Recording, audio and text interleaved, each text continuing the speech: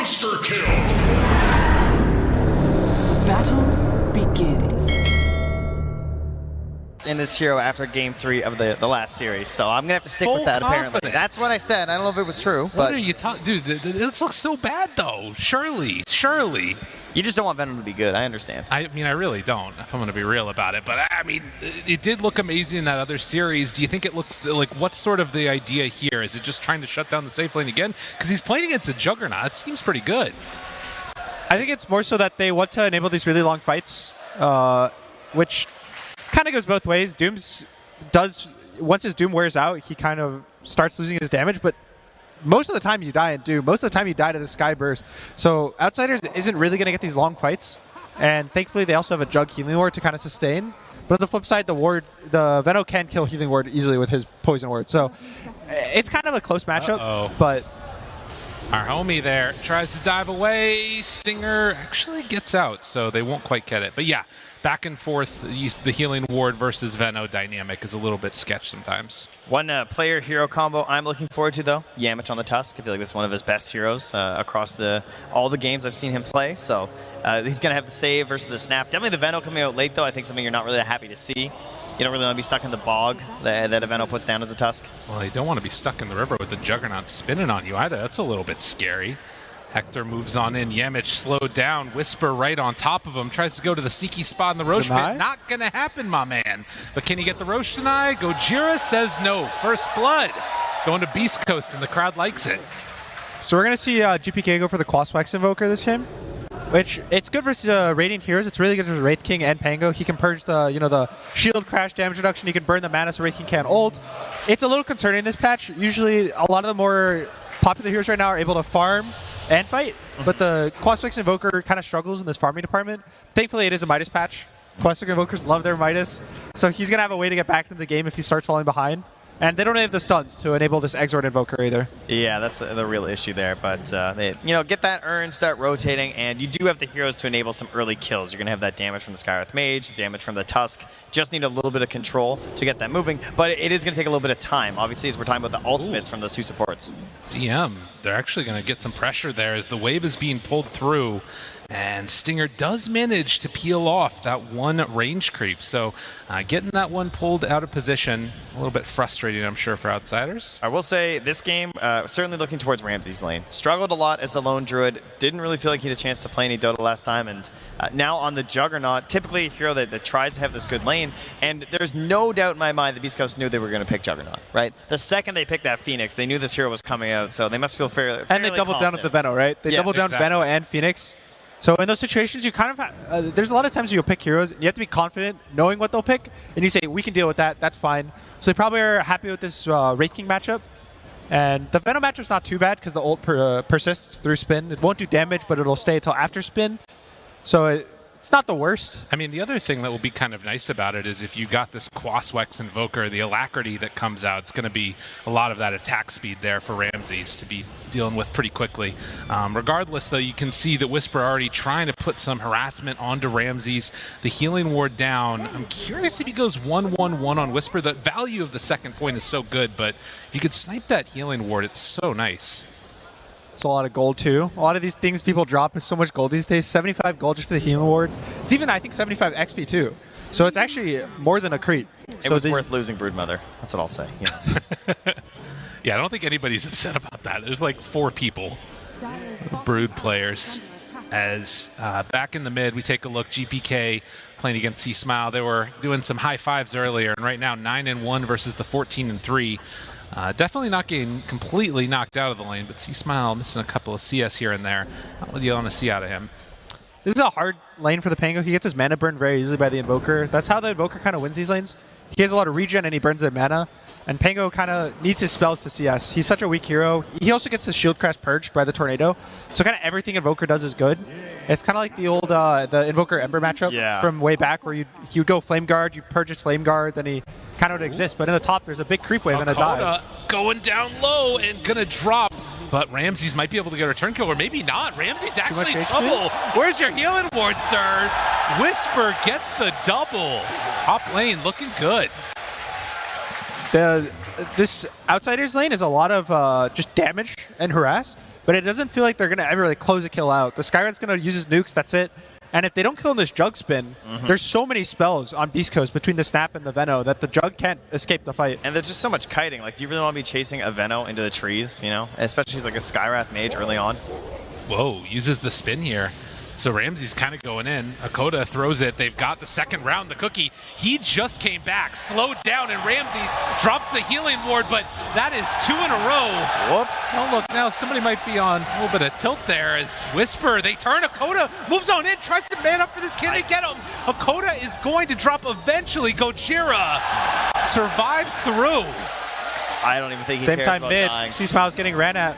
And they do it. See Smile, chase down, tornadoes there, fairy fire, it won't be enough. Outsiders, they strike back mid. They need that so bad. Like, just for the team mental at this point. Just like, we're getting kills mid, it's fine. Invoker's going to be there. I'll rotate, grab some kills at some point. Just, I mean, look top. There's 2 heroes walking back to lane. I mean, Jug smoked, okay? You know it's a bad sign. Wait, did he smoke up his buddy? He didn't wait for him. No, he didn't wait for him. Yeah, It was too long. Koda's pretty fast on the Skyrath mage. These Veno anyways. lanes can get really bad really fast, and Ramsey's is Jug, and this Jug does not jungle. They're outside of the TB, but all of his heroes haven't been great junglers this series, and I think that's why they had so much success in this first game. This Beast Coast, their offlaner, I think Whisper is such a good player. Yeah. His laning is amazing. He plays so many different heroes that can just beat you in the lane. The way that he plays around his Schofield too is just pretty amazing, and it's kind of showing in these last 2 games. And look at the confidence here, too. I mean, he's still at half HP on the Snapfire. Nice silence, though. Stops that and doesn't even go for the Cookie. But, I mean, he just came back from there. Oh, that poor guy. And Ramsey is going to be alone in lane again for a while. And then silently bot DM's doing okay, but they ended up putting the Wraith King versus Doom matchup. Forced to swashbuckle mid. He used it right in the middle of the lane as well, and Yamath was just lurking, waiting for this moment. Oh, doesn't get it, though. And instead, the burn down, GBK to keep the pressure on. This is uphill, and Swash not quite enough, nor will be the Fire Spirits. So Outsiders make the move back in. They bring Hakoda, try and bring down C-Smile. Still, he can walk away from this. And the many rotations mid, whoa, he just He might just roll so that he can take the rune. He was thinking about it. He did just bait the knowledge of that ward That's as up well. top, though. So a regen rune picked up for GBK. That's Ramsey's big. top. Bye-bye. Is he gonna get stunned? Oh, no. He's okay. Yeah, he's going back home again. This Man. is feeling really bad. He got the gloves of haste. You know what he's gonna queue up You know next. what's coming. You know what's coming. That's going to be a heat map just back and forth along that lane for poor old Ramsey. This has been a rough start to his game, and we saw a 7-minute tower or 6-minute tower get taken mid. They might start to push this one up top, too. Yeah, and Doom's also queuing up the Midas, so it looks like Outsider's gonna try to play a slower game. And Well, I'm here worried we about this go. Invoker. He needs to get these rotations Up and these top, earn charges. and that's that rotation right there. Whisper getting a bit too confident there under the tower, just knowing like, yeah, you know, Jug's not going to TB back in. I just forced him out of there, but GPK's happy to come down and clean up that kill. The bigger kill is actually Schofield right now on this killing spree. He's worth a lot of XP and gold, so maybe it's not good that Whisper died, but it could be worse. The really bad thing is that it's earn charges for GPK. These earn charges enable the rotations like so much with Cold Snap as a combo. And you can see he's rushing the Vessel. Some Evokers will kind of go between going the Urn into Midas or the Vessel into Midas. Yeah. It looks like this game, I think, he's assuming that his cores are going to be pretty slow, so he's going to need the damage from Vessel. So he's going to go the full Vessel, and it's going to hurt his game a little, but it's more for the team. Well, you can see that the level-wise, I mean, Snapfire is almost level 6 at 7 minutes. Has just kind of taken over that top lane when Whisper went down and soaking up the extra experience, got that kill. Also, as C-Smile, it's going to tank through a lot of this damage, but the heal coming in, Stinger trying to keep him alive, and Snowball, it's enough. They bring speaking of down sprees. C-Smile. And GPK on it, but up top, Ramses chases, tries to get away. The Cookie, the rundown, couple more punches is all they need. Gojira gets him again.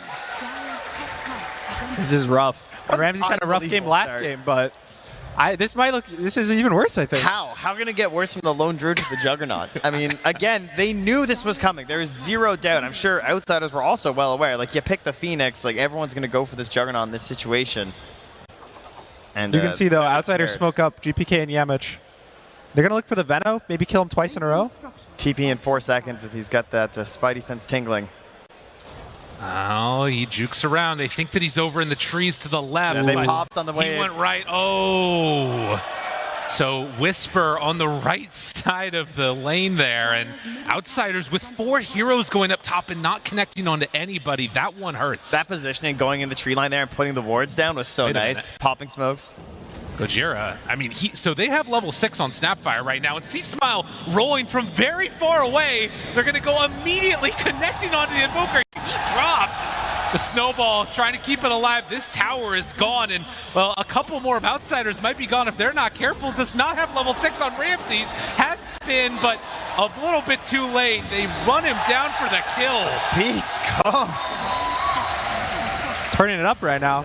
Make it stop. They're just bullying them. I mean, it's still only 1,000 gold lead separating the two teams, but I mean, just this constant pressure. Look at the levels. I mean, just moments ago, C-Smile was the lowest of the cores. Now there's actually support above a core right now, as Gojira has absolutely crushed Ramses' lane, put him all the way down, and yeah, he's not even level 6 at this point. He might need a tome.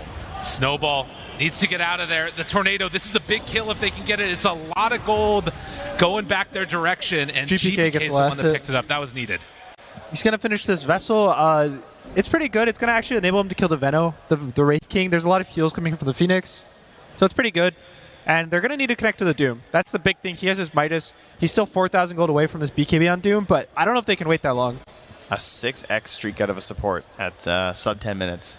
I mean, he's had a good game. He's every one of their kills he's been involved in, 6, 1, and 3. I don't know if you can ask for much more out of a Snapfire. Well, still the Ancients are getting stacked. So Venomancer also going in for his next item. I mean, we'll see where they decide to go next, because that tower taken down, but there's still so much pressure being pulled onto this side of the map, and the Snowball in tries to find the Snapfire, not quite on him, and Whisper misses the Gale. Nice disengage. I don't think they'll be able to chase by either side. They're going to kind of hold this area, and you can see Ramses, he goes to the bot lane. He's going to try to abuse this 10-minute siege to take the tower, because they need a tower. If they don't get any tower in the next couple of minutes, their gold's going to start crashing down. Yeah, at the very least right now, Hector's not really ready to do much either. You know, he's just sort of moving his way through the jungle. He only has an armlet. He's only 6,000 net worth. Yeah, you know, he's busy. He'll get his 3 items very soon. There we'll you go. see him. Well, they do the pull there onto Ramses, too. He doesn't actually want to stay in lane against this. Whisper re-aggros it as well. I mean, dude, he just knows. He just wants to ruin it. Yep, he's going home. No choice there. And so what I really like is bringing Whisper down here, because he's kind of lost his purpose in the top lane. You know, you don't want to be just free food for this Invoker. The Invoker needs these kills. And so even if you're strong, I think on the Snapfire and the Veno, you don't just want to like sit up there and be potential fodder, as Sky's going to have ulti, right? Like you can still die there even if you're feeling kind of strong. So come down bottom, remove this one farming space they left for the Juggernaut, and look, they're ready to protect this Veno as well. They're bringing 4 heroes from the side of Outsiders. GPK's Ghost walked up, but the Skyra's going to walk into the other 3. And moves in, kills quick. They just moved down here. Like Ramses, after TPing home, walked all the way down this lane. And GPK Invis, they see the creeps. They see the courier, but they won't go for any more. But again, like Outsiders, they need to hold on to some area here. Stun, but the egg down. Outsiders have to run away. Yamich, he's in trouble. Tornado, chase, couple more punches is all they need. Snowballs to the low ground, but still with all the burn on him. Gojira comes in for another cleanup. DM grabs an Arcane Rune in their face. There's still kisses, though. Ooh, almost gets their DM. TP's out. Does manage to get out. That was a really big kill, if they got it. This Doom BKB is probably the saving grace for the next couple of minutes for Outsiders. Ramses just finished his Midas. It's on courier right now. A 12-minute Midas is not what you want to see. The Invoker has just queued up his Midas, so the triple Midas will be coming out, you know, the next couple of minutes. But I don't think Beast Coast is going to let this slide. I think they're going to go try to get Roche with this the Deso from Wraith King coming out of next 400 gold. They're going to keep taking his tier 2s. They're probably going to put the Aegis on the Pango, and he's just going to keep pressuring the whole map by himself. So if we rewind all the way back to game 1, there was a similar situation for Beast Coast, and in the sense of like they got this sort of a lead and they struggled to get that like next round of objectives. Do you think in this game it's a little bit too much though, or do you think that Outsiders could have a similar way to sort of hold back this incoming pressure to these like mid tower to the Roche? He doesn't have a TP. Oh yes, he does. He got one brought out. I think the important thing, the big difference is that in the first game, Ramses was Terrorblade, so he was able to push these lanes out and delay the game, and actually he had a BKB timing as well because of his hero. and Juggernaut's not really enabled that. And on the side of Beast Coast, they have Wraith King and Veno, so they're 2 heroes that can push out these lanes. So it's kind of a flip situation where Beast Coast is the one who gets to play the game, but they're ahead in gold too. And they just keep on getting these easy pickoffs, and they're going to keep going for more. Hakoda in the river tries to get away. They do have the ball, the roll forward, and slowly but steadily he runs into him, bounces back off the other side, jumps on in with the shield crash, and the punch is there. And this entire circumstance is because of the Invoker's need to fight. Like, they smoke down into this area, they're trying to find something because he's not comfortable just farming until they try and pressure the tower and trying to fight in this area. And, you know, losing those heroes, losing that tower instantly afterwards, Beast Coast are just on a roll. They're running away with this one. 3,000 gold into their favor. All of the tier 1 towers taken down now at 14 minutes. And for Outsiders, they have not gotten that bottom tier 1 tower. They haven't taken mid. None of these towers, none of these objectives have even been really remotely scratched. You can even see Whisper chilling with 6 vessel charges and GPK is 0. He's struggling to try to just get 1. Oh, and God. You can tell the games get really rough when you got to stack the vessel charges and not use them. Yeah, that is one of the saddest signs, though, an Invoker with no charges. Well, they aren't going to be able to borrow any from the Veno there. And, I mean, depending upon the way this game goes, they're going to need to use Doom. They need everything to try and turn some of this stuff around. Thankfully, this Doom DM almost has his BKB. It's about to fly out on his courier. So maybe they hold a high ground in their big jungle, and if Beast Coast kind of go too far, they have the damage to take these heroes out. It's more of a matter of fact if you get to survive until you get to do the damage. Ramses, they're right on top of him. They want to go on Hector. He's kind of baiting this in a way as Whisper walks up to the high ground. They find Ramses. DM still in the area. He has the BKB. You can tell they want to make these plays, but it's just not working out for them. DM is going to be forced to TP with the first usage of his BKB. They kill a courier for C-Smile, but not a whole lot else. Yamich is running to a wave up top. Everyone's just trying to do something. I mean, the game is hard. They're pressuring top tower while this cut is happening from Yamich. He's got 3 points in tag team. It's 1 point. He can't kill the creeps.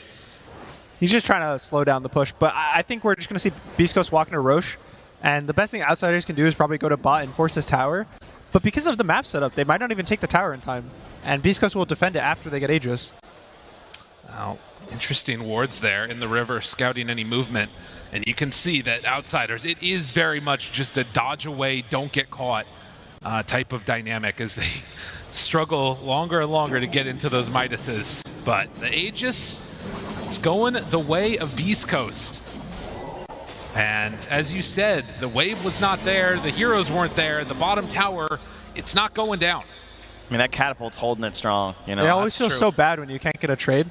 When you're behind, the best things you can do is, oh, they take my safe lane tower, I'll take their safe lane tower. They take my mid, I'll take a different tower. They take Roche, we get this free tower that we've been trying for 16 minutes to get, but they're not able to do it. And I think Beast Coast might even defend. Well, at the very least, Outsiders, they got those Midases. That's what they got to hang their hat on. Buy as much time as possible, dodge away from the engagements, and hope to goodness that you're going to be able to get there. It could be worse.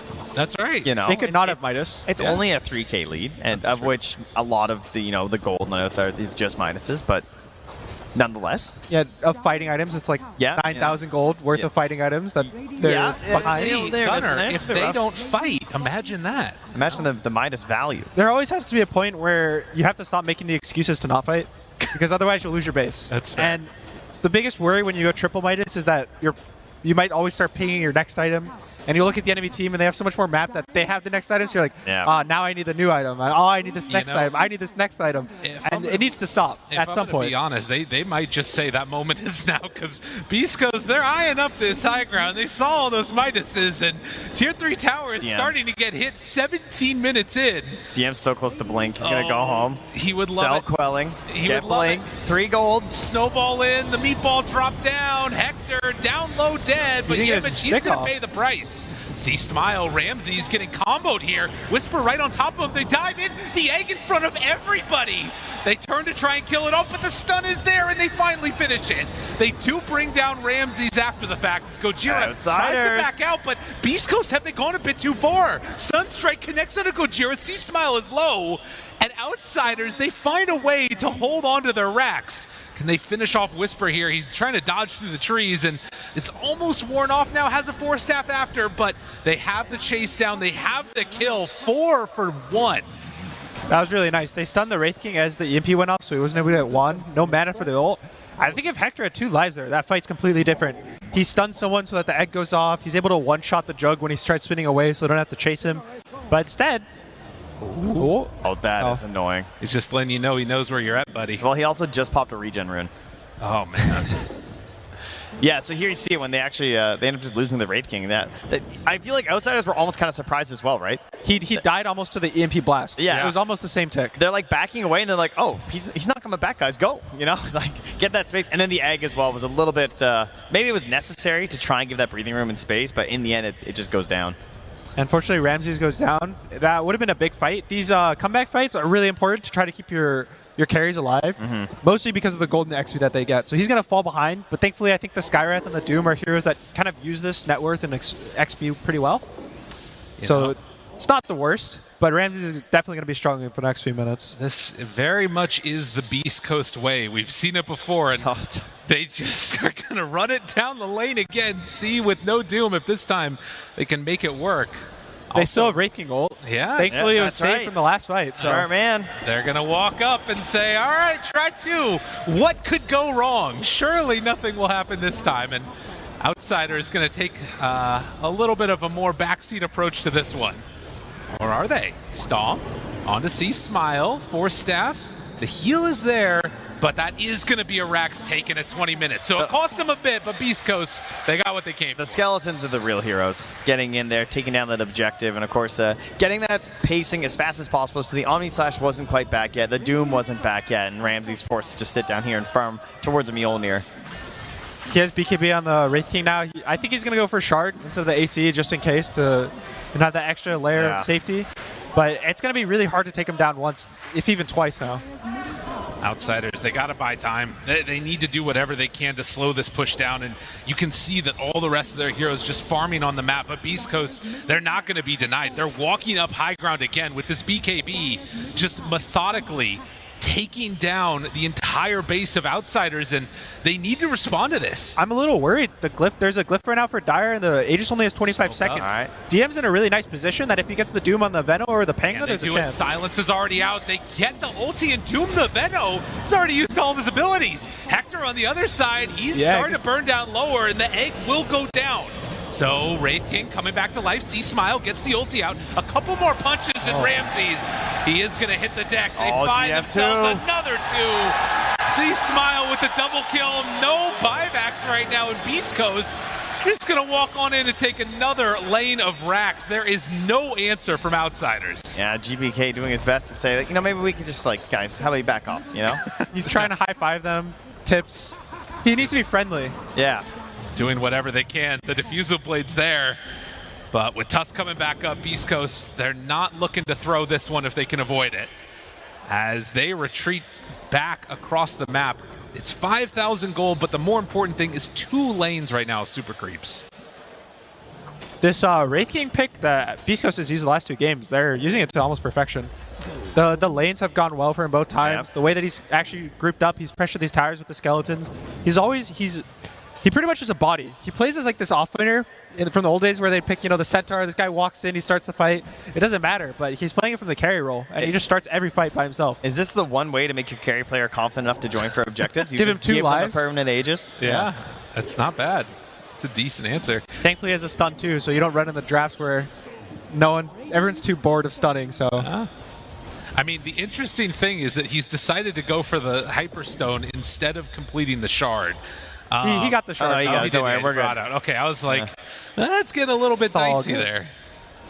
And also, you see C-Smile, he didn't go for the Blink or the Basher, he just went straight Lincolns. He knows that pretty much the win condition is him getting doomed and getting bursted. Because I think the roll is the biggest thing for their team fight. The Egg and the Veno ult are really important themselves, but without the big stuns coming from the Pango, there's a chance for the damage to come out from Outsiders. Let's be careful. They get the D-Ward immediately. Outsiders, they were in a position where they might have wanted to fight, but Beast Coast on the verge of making another top 6, hoping to go even further and taking out Outsiders, who were considered one of the favorites in this entire tournament. And All right. now looking at super solid in this game number 3. I'll just say I believe. If they get the BKBs, I kind of believe that You do? Outsiders can do it. I think there's a chance. I mean, it is only 6K for 2 racks down. It's not easy. Yeah. I think with proper spacing, it's going to be very difficult to deal with this Phoenix. The levels are getting out there. Stinger's going to be 12 pretty soon as well, so you can't get these last-moment hits off on that egg as well. Scariest thing is Ramses went full pretty much damage. He went Midas and Mjolnir. He has no stats, no HP, and I think he felt forced because of when you feel you're far behind, you have to either go full tank and assume that you can survive long enough, or you go no tank and you try to go pure damage. Yep. And you're not able to get like the Scotties or these 5,000 gold items. You have to get the small items that give you the edge. And unfortunately, it hasn't really helped him so far. He couldn't even get off an Omni Slash in that last fight. No. It has been a rough series for Ramses so far. He had a nice Terrorblade in the first game, but I think the Beast Coast is playing really fast these last 2 games. They're constantly taking towers, taking racks. They're not giving any breathing room versus a lot of these teams at this tournament kind of are letting you, chill on your own side of the map, take your jungle. That's why people get Midas now. These games are going later, but Beast Coast doesn't want to let them go late. Now they're preparing for the next Roche. I'll tell you one thing. Good news for Outsiders fans. It is a long Roche. It'll be 2.5 minutes here. I'm not sure if Beast Coast will wait for it because, that's Beast Coast. But if they do, they got a little bit more breathing room now for Outsiders. But they've also upgraded a couple big items like Gojira having the Aghanim Scepter now on that Snapfire. Couple big ones, like you said. That Aghanims, they just got the Boots of Bearing completed. And this is an interesting thing because Outsiders are still getting some farm on the map. You can see along that top lane, they're pushing out the waves. They're trying to build into that next set of items that could make the difference. This particularly refresher for DM, if they could manage to get to that, that might be one of those things that could turn their tides. But the game is quite hard. Firing up top here. Sends the Veno in. Right away onto DM. Tries to TP out with the BKB. Yamich is going to be the one that's caught instead. So they get away on the Doom, not so lucky on the Tusk. It's the Snap Pango. We have the Snap Pango. He's gonna roll up. He doesn't have Blink either, so it's a way for him to get into the back line of the fight. I hope we'll see it once. Yeah, I'd like to see it. Rolling Thunder into fire him into the middle of the engagement. Oh, he bought a Blink. Wow, you can do it too. You can still do it. Yeah. And then you get shot onto one person, you blink onto someone else. Exactly. It's a good play. But yeah, you can tell that Outsiders is a really good team by the way that they play the map when they're behind. The stronger the team, the harder it is to actually finish the game. And they're the teams that are going to make it, you have to go 50 minutes and a 40k lead just to finish. They make you work for the win. They don't just give it to you. And triple Midas. That's the triple one. Midas.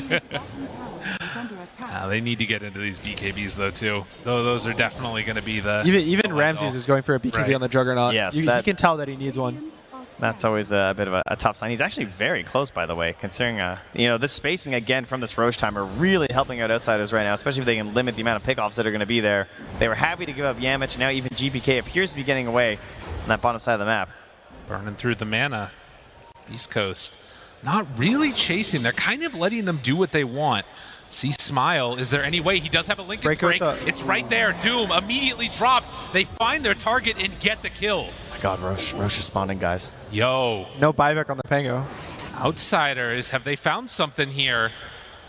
Isn't it just the fun thing to get a Fey Grenade and just delete a 4,000 gold item from the game just for fun? You're hey not man, wrong. You play Doom, you get Fey Grenade. That's just part of the deal. Every game the Dooms get Fey Grenade. Yeah, and there's quite a few that pop them as well, I was actually expecting them to use the Omni Slash because the first jump of Omni Slash is blocked by Linken's, but he has the easier way to do it. Well, the refresher is now done, and they get the Sunstrike. They see the Beast Coaster in there. They've been waiting this entire time on Outsiders to find the right fight. They're down a Pango in the pit. It feels like if it's not now, so it's fast, never. though. They can't get here in time, though. It's taken too long. Beast Coast, they're finishing it off as Outsiders leave the base. And that is going to be Aegis picked up. Do they decide to keep the fight going? Hector TP's bot, though. If they keep chasing, they might actually catch him. So much. Very close. What do you think of the Aegis on the Wraith King? Do you think if Pango's up, they give it to him? They give it to the Pango. Yeah. And this actually might end up being bad because now it means that Doom can Doom the Veno or the Pango. Yeah. It kind of gives them targets in the fight. Whereas Wraith King now is this hero that you just never click spells on him. You just hope for the best. Why not just get both, man? You got the refresher Doom.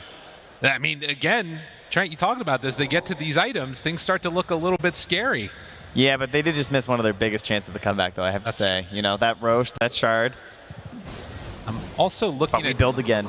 I'm looking at Doom's mana, and I'm a little bit concerned about his ability to cast all of his spells here. This is, you know, you just got to farm buyback. You bought a null talisman. Okay, there you go. And it is past 25 minutes, so it's the double null. Beautiful. That's a nice play. He's still looking to go high ground. Lincoln's broken. Doom TPing in. Hector there. Walrus punch. Jumps forward. Doom down. No. Drops it on the second round. Still saving it. This isn't going to be enough for Whisper. Tries to kill him off the BKB round 2. Ramses is starting to lose all of his HP. The jump forward gets obliterated with no buyback. Beast Coast setting their sights on these buildings. They're actually just too fast. Like, they couldn't even prepare inside the base for this push from Beast Coast. And just like that, GG, they're done. Outsiders go out with a whimper, and Beast Coast move on to another top 6.